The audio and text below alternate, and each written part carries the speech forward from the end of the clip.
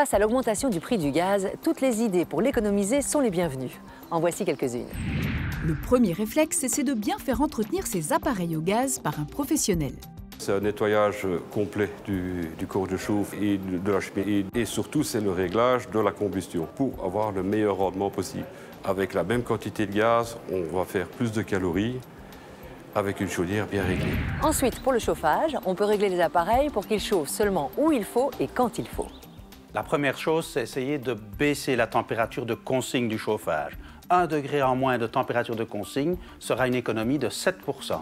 On peut aussi faire varier la température tout au long de la journée et de la semaine. Il y a des moments où on va pouvoir faire ce qu'on appelle des abaissements nocturnes ou alors les périodes de non-occupation du bâtiment. Donc là, on va s'aider de tout simplement un thermostat d'ambiance programmable ou alors des régulations plus sophistiquées comme les régulations climatiques avec une sonde extérieure, par exemple. Les vannes thermostatiques sur les radiateurs sont aussi intéressantes pour tenir compte, pièce par pièce, de l'apport du soleil pendant la journée. Enfin, pour l'eau chaude sanitaire, on commence par être économe en privilégiant la douche plutôt que le bain.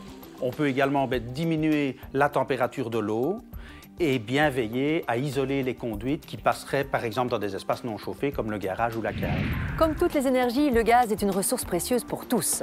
L'économiser est donc une priorité et un très bon plan.